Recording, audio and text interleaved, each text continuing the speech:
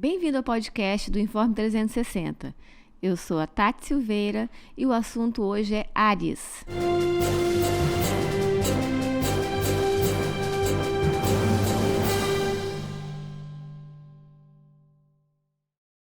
O Informe 360 hoje está recebendo aqui no estúdio o André Toscano, que é diretor executivo da Áries, e o Marlon Barbosa, que é assessor jurídico da Áries.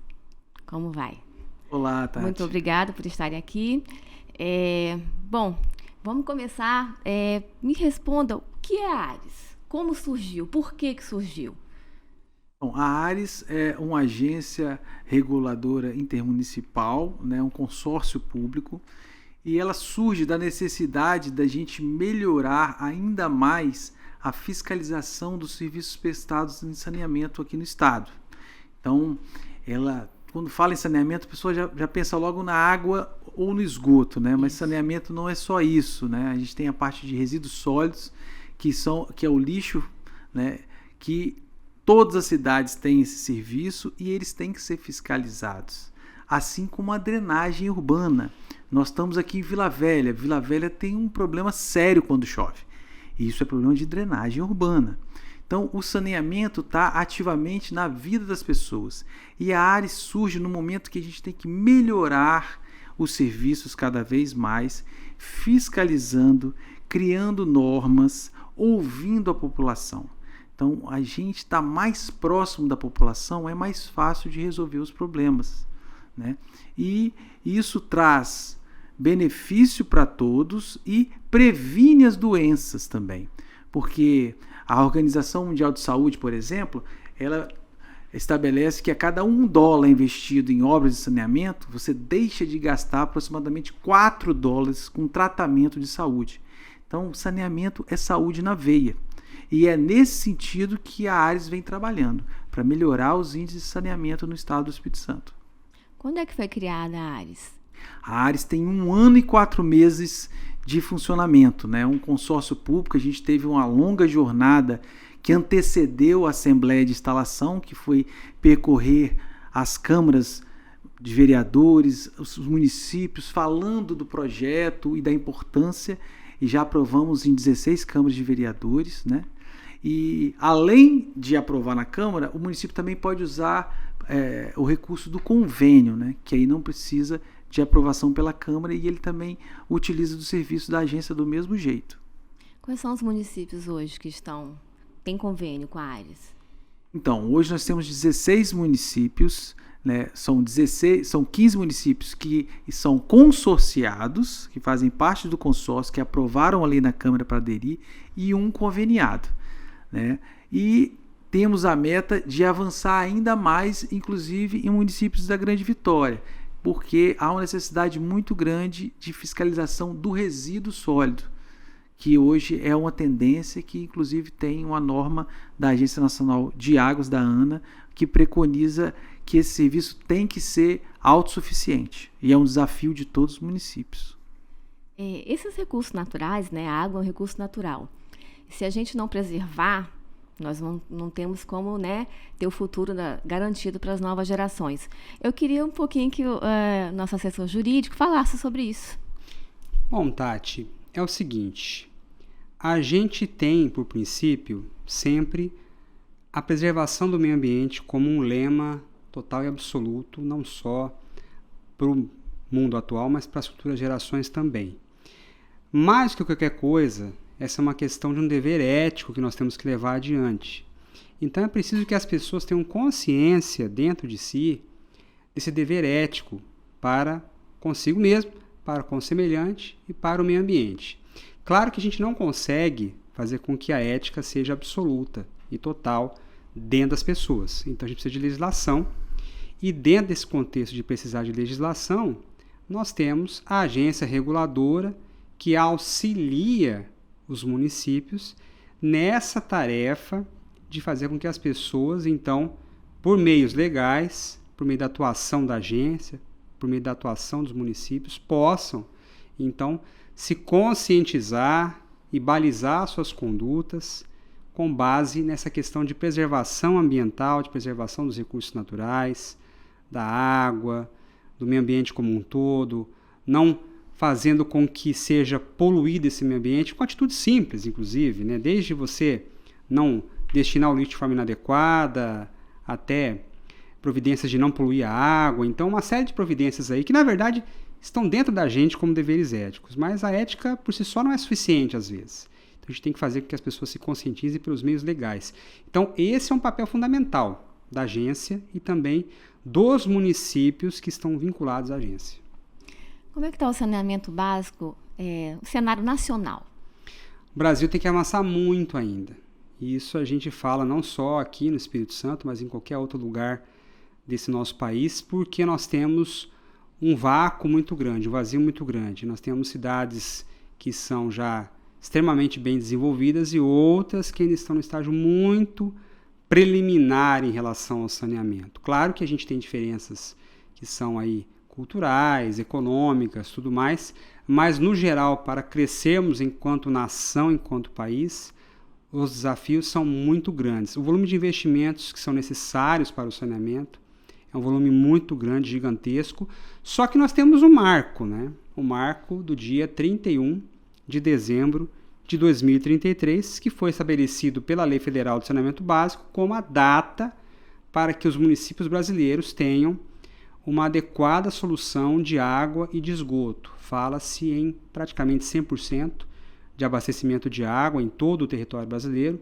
e de 90% de esgoto coletado e tratado. O desafio é grande.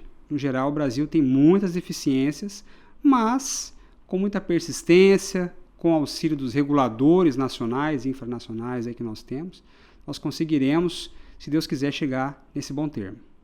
Você acredita que essas agências elas têm um papel de estimular a criação de políticas públicas? Sem dúvida alguma. Tudo aquilo que interfere em relação à política pública é importante. Não só a agência reguladora, mas também os próprios municípios, as câmaras de vereadores, a população em geral. É muito importante que a população também esteja presente nisso, porque, afinal de contas, como eu disse no começo, trata-se de um dever ético.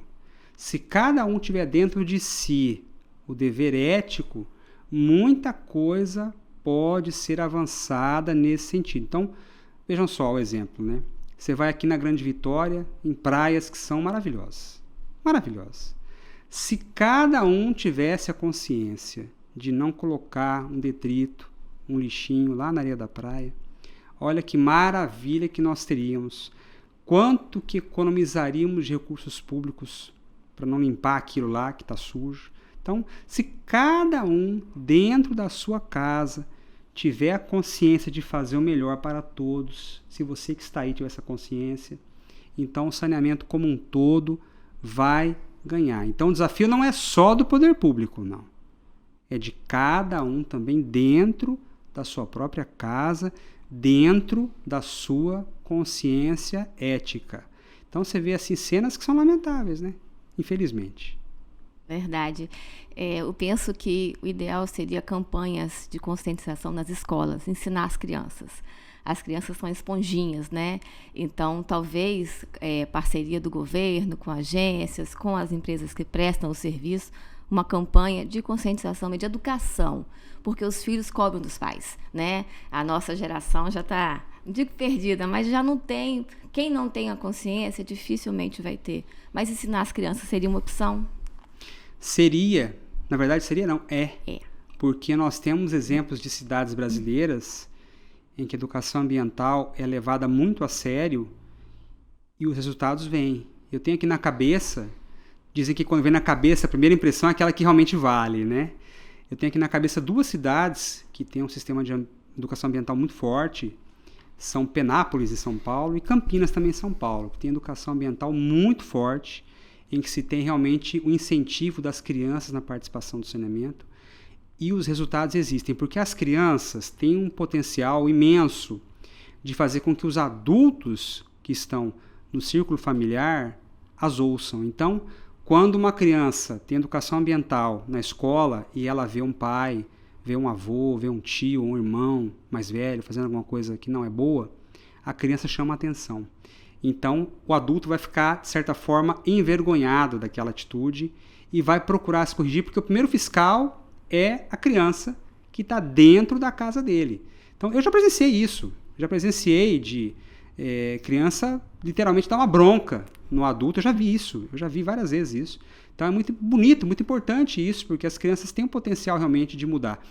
Não é à toa dizer que a criança de hoje é o cidadão da amanhã. Aliás, é o cidadão do hoje também. E pode mudar muito a mentalidade.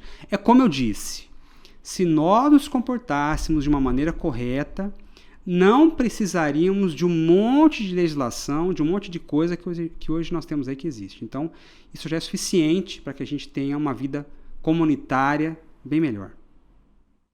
André, realmente, né, o que ele falou faz todo sentido. Como é que está o saneamento básico no Espírito Santo?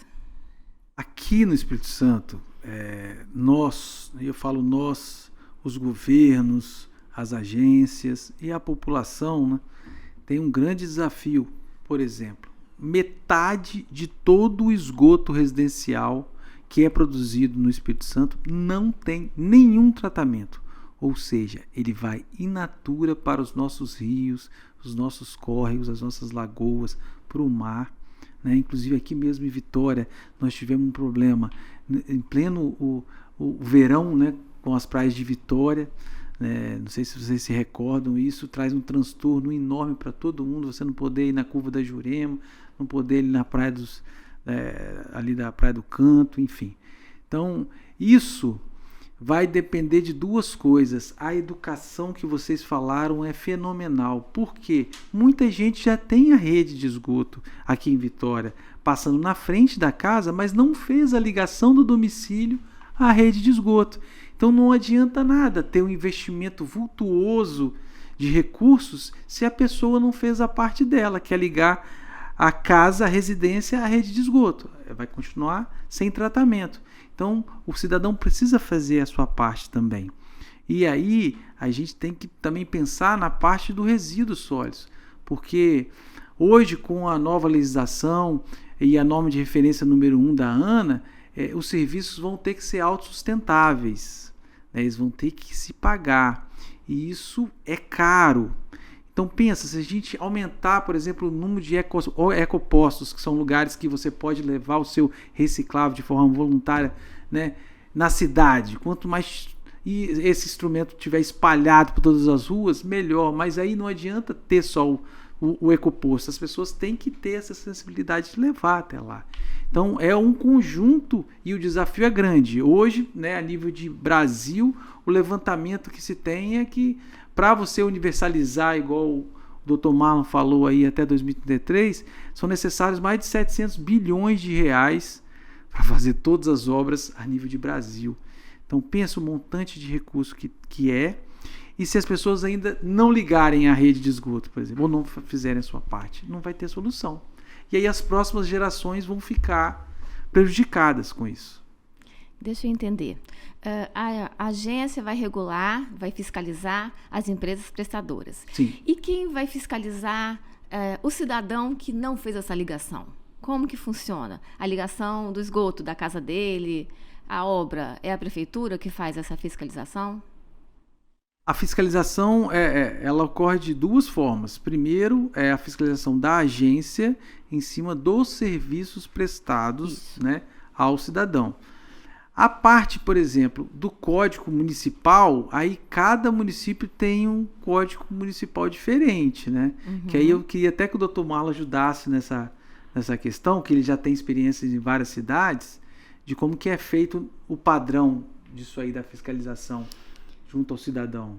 Pois é, como o André colocou ali, a fiscalização ela é exercida de duas maneiras, tanto pela agência reguladora, quanto pelo prestador de serviço. É dúplice. Então, a agência cobra do prestador e o prestador vai tomar providências e, se necessário for, vai cobrar do usuário para que o usuário faça. E é importante que as pessoas tenham essa consciência de que não é o poder público que está sendo chato em relação a essas questões. É uma questão que reverte para o próprio benefício das pessoas. Todo mundo se incomoda quando tem um problema de saneamento, como o André colocou aqui. As chuvas que vêm, as chuvas que caem torrencialmente na cidade. que provocam transtornos, que provocam doenças, que provocam uma série de infestações aí negativas. A gente tem que ter consciência de que as pessoas têm que fazer a parte delas, ou seja, não joga lixo onde não deve, colabora, na medida do possível, constrói a casa de uma forma que tenha lá um cantinho que possa permeabilizar a água, para que a água entre de novo no terreno, para que não cause alagamento na rua, né? Então, faz certinho também o pagamento da sua conta de água em dia. A gente se preocupa muito em não pagar as contas, mas as contas existem justamente para manter o nosso serviço funcionando. Afinal de contas, tirando a Casa da Moeda, né, nenhum outro órgão público faz dinheiro. Só a Casa da Moeda faz dinheiro. Então, a gente não tem como fazer dinheiro. O dinheiro do poder público vem das pessoas. Ah, mas cobra-se muito imposto e tudo mais. Não, é necessário cobrar, e é necessário cobrar do governante que o dinheiro seja bem aplicado e reinvestido para as pessoas. Isso é o que nós temos que fazer, porque afinal de contas vai continuar existindo a cobrança. Então, cada um tem que fazer a sua parte, né? Então, antes de reclamar do problema do poder público, verifica se você próprio está fazendo a sua parte. Então, eu vejo pessoas reclamando às vezes de algumas coisas, mas o que você está fazendo concretamente para contribuir? Ser cidadão não é só cobrar do poder público, é também contribuir com o poder público. Bom, então se cada um fizer o seu papel, vai funcionar e a gente vai ter mais qualidade de vida, né? Todo mundo contribuindo num ciclo, né? É um ciclo que se completa, não é isso? Evidentemente, é um ciclo sim, porque ser responsável pelo próprio ato é algo fundamental e, sobretudo, ser um pouco altruísta também. Pensar no outro, que está na outra ponta, que está no outro lado, que também pode sofrer com a consequência de um ato seu. É como eu disse e volto a repetir. Se cada um tiver dentro de si conceito ético, conceito de que é necessário conviver em harmonia com o meio ambiente, com o outro, todos nós ganharemos. Ok. André, alguma consideração final para a nossa entrevista? Que agradecer a oportunidade, né? Parabenizar pelo trabalho aí, o Informe 360, tá?